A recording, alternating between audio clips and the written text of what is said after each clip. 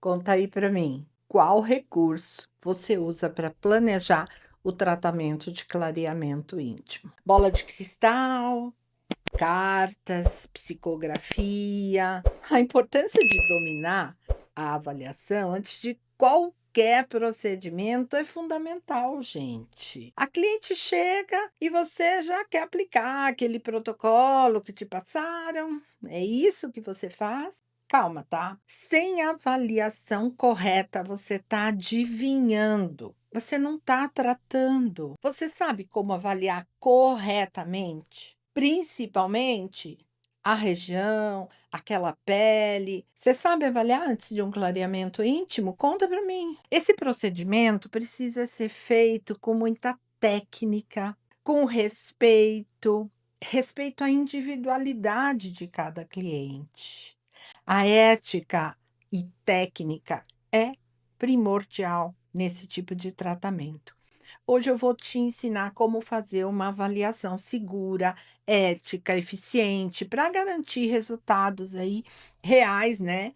E sem risco, que é o mais importante. E por que essa avaliação íntima é tão importante? Na verdade, sempre a avaliação é muito importante, não só a íntima.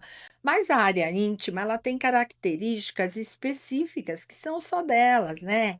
É uma área mais vascularizada, tem sensibilidade, principalmente ao atrito, e passa por muito atrito, e, portanto, tem respostas inflamatórias. Uma avaliação correta evita as intercorrências, o efeito rebote, respeita, né, o limite da pele e permite principalmente resultados mais bonitos, mais duradouros. E a gente tem etapas dessa avaliação, principalmente focado no nosso assunto de hoje, que é a pele íntima. Então, nós vamos fazer uma anamnese estética, mas focada. Por exemplo, histórico da depilação. Como ela se depila? Com cera, com lâmina, faz o laser. Como é o tipo de depilação que ela faz? Ela usa muita roupa apertada, jeans apertados, né? Ou até uniformes, às vezes, de trabalho, que promovem esse atrito, porque o principal é o atrito. Sabe, quando eu digo atrito, quem tem coxas mais gordinhas vai me entender, né? A gente vai para a praia e, com o atrito da pele, a gente causa uma inflamação, uma assadura, chega a doer, a arder, é um processo inflamatório. Quais são os hábitos de higiene dessa pessoa e até de hidratação? Ela se expõe exageradamente ao sol? Qual é o fototipo dessa nossa cliente, né? Então, é uma inspeção clínica bem cuidadosa, sabe? Avaliar a coloração dessa região e entender se esse escurecimento é fisiológico, é patológico, a textura da pele. Nessa região eu tenho pelo encravado, foliculite, tá áspera, às vezes a pele meio acinzentada, excesso de queratina, porque olha só, para a gente raciocinar, quando a gente promove uma inflamação, não é só a melanina que vem para proteger a nossa pele, mas a queratina também.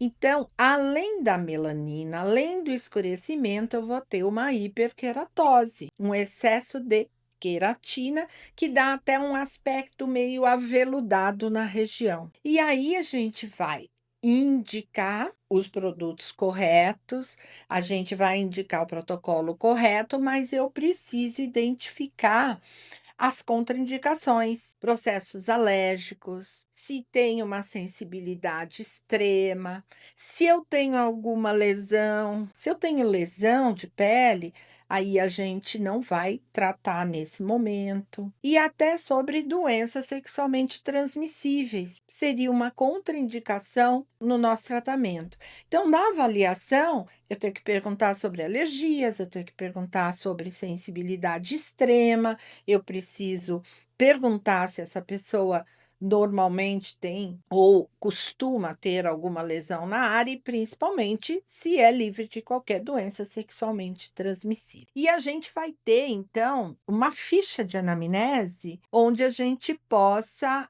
avaliar de uma maneira correta e bastante específica, né? E aí a gente vai usar aquela ficha de anamnese bem construída, né? Que a gente pode ter a nossa ficha, inclusive, com o nosso nome, nosso logotipo, e aí a gente vai especificar essa avaliação e, através dessa ficha, montar o nosso tratamento. E como a gente vai diferenciar um escurecimento, por exemplo, natural, de uma disfunção? Então, a gente vai observar as causas comuns de um escurecimento íntimo é o atrito, é a genética, é o fototipo, é a depilação, uso de roupa justa.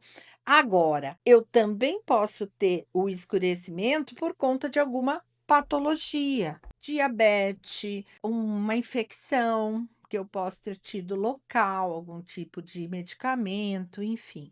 Eu preciso entender, é um escurecimento natural ou é um escurecimento devido a alguma disfunção que foi acometida nessa região. Uma das questões bastante importantes que a gente observa é a diabetes. A diabetes, em algumas regiões, ela causa lesões. Por exemplo, pessoas obesas também têm dobras de pele. Nessa dobra de pele, a gente vai ter uma assadura, a gente vai ter uma dificuldade de higiene. Então, isso tudo eu tenho que observar, sabe? Eu estou tratando de um paciente fototipo alto, obeso, diabético, então eu tenho aí outras questões para tratar antes de eu conseguir um resultado efetivo com o meu tratamento clareador.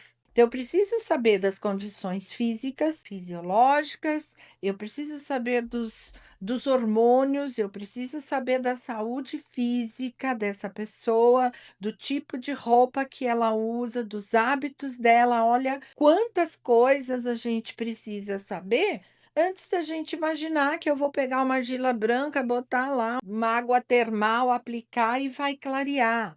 Ou, eu vou aplicar um peeling a não sei quantos por cento nessa região. Pensa comigo. A gente sempre tem que pensar. Esse é o segredo de desenvolver um tratamento. Então, eu preciso entender tudo isso. O que pode causar o escurecimento nessas regiões? Quando a gente fala de região íntima, a gente também está falando de dobra de pescoço, abaixo da mama. E claro que a gente tem que pensar porque essas regiões escureceram, ou tem uma patologia, ou eu tenho um excesso de peso, ou eu tenho um excesso de pele. Isso acontece muito no pós-bariátrico, e a gente vai ter aí um atrito entre tecido. E é dessa forma que a gente vai conversando com o nosso paciente e entendendo também as limitações, porque todo cliente vem com uma expectativa muito alta e a gente precisa conversar sobre essa expectativa, porque a expectativa tem que ser real. E se eu não tratar o problema que está causando escurecimento, ou se eu não resolver roupa, o tecido, o atrito, eu não vou conseguir manter esse clareamento por muito tempo. E essa conversa mostra que você é um profissional que conhece, que não está enganando e que as duas partes em conjunto podem trazer um resultado mais efetivo. Agora, sempre com cuidados éticos, profissionais, um ambiente acolhedor. Cuidado com as posições que você vai colocar o seu cliente, uma linguagem respeitosa, uso de luva sempre e consentimento ali por escrito. Você vai fazer a ficha na anamnese e ele vai assinar. É muito importante essa assinatura, é o documento de que ele está de acordo com tudo que ele respondeu e o que a gente está falando. Mas se coloque nesse lugar. Qual é o ambiente mais propício? É só você e o paciente, mais ninguém. Qual posição você vai deixar o seu cliente, né, que ele não sofra nenhum tipo de intimidação? Qual é a linguagem? Eu vou usar uma linguagem técnica, eu vou mostrar que eu sou profissional e sempre calçando as luvas e sempre tendo aquele acolhimento realmente necessário para um tratamento íntimo. Mas a importância de você explicar os limites do resultado, gente, é fundamental. Você não vai perder indicando, sabe, falando do limite, falando que talvez o resultado não seja eficiente, você não vai perder. Confia em mim. Ele até num primeiro momento pode ir num outro profissional, pode procurar um outro tratamento, mas ele vai voltar em quem falou a verdade para ele. Então, sempre, sempre explique os limites do resultado que você pode fazer na estética. E esses limites existem, não é verdade?